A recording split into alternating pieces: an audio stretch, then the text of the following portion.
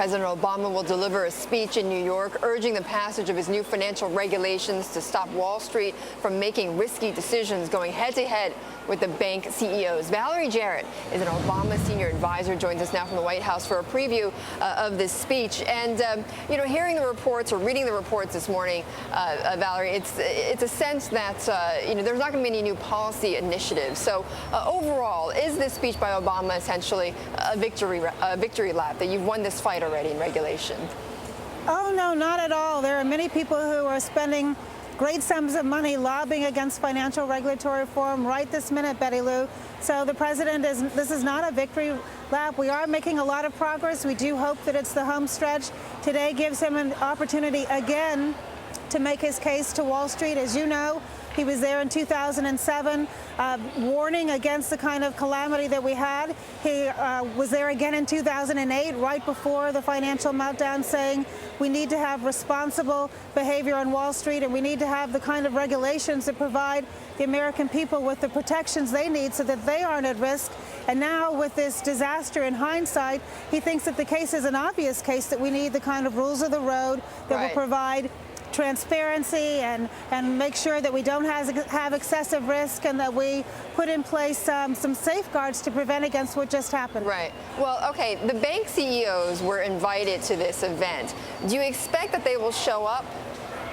Well, I think some may come. We invited not just bank CEOs, we invited consumer advocates, we invited ordinary American people who had enormous devastations in their lives as a result of the excesses of Wall Street. So we've cast the net broadly. It's but can a big you say, group. Can you say among the banking CEOs who is going to show up that you know of?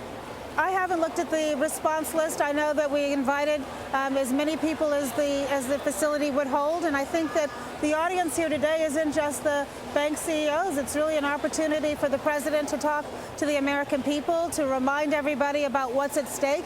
It should be obvious, given how proximate last year's disaster was and how many people suffered needlessly as a result of the extraordinary risks that were taken, and how we hope that the federal government never again has to step in and do what it did last year.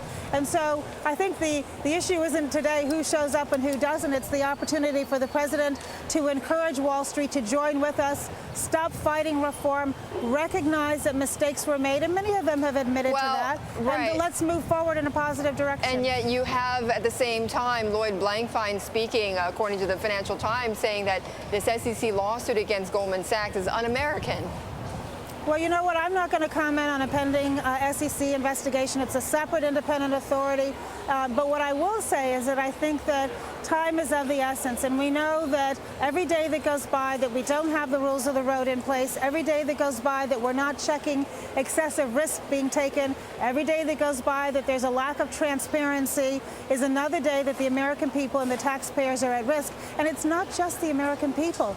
It's businesses as well. As when I travel around the country and I talk to small, medium, and large businesses, they too suffered as a result of this nightmare from last year. We recognize, and this is very important, let me just make this one last point. We recognize that Wall Street provides essential capital to support the American businesses, and when they're not healthy, everybody suffers, and we want businesses to thrive and grow and expand in our country, and so Wall Street is an important partner in that effort. Okay, speaking about your economic policies, you obviously have a very big economic team.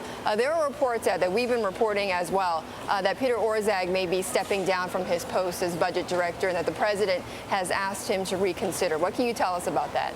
I'm not going to discuss individual personnel matters here at the White House. I think what today is really about is talking about the importance of moving forward in a positive direction. The president has a terrific economic team. Is he or is he not going to step down, though? Is he looking at stepping down? I'm not commenting one way or another about Peter Orszag's plans. He'll be the person to make any announcements that he would want to make. What I want to say is that we owe a great debt of gratitude to our strong economic team that has helped give the president advice and shepherded us through the worst financial crisis since the Great Depression. It's a terrific team, and we should congratulate them for their efforts. Okay, Valerie, we'll have to leave it there, but thanks so much for joining us. That was Valerie Jarrett, the senior advisor to Obama, President Obama.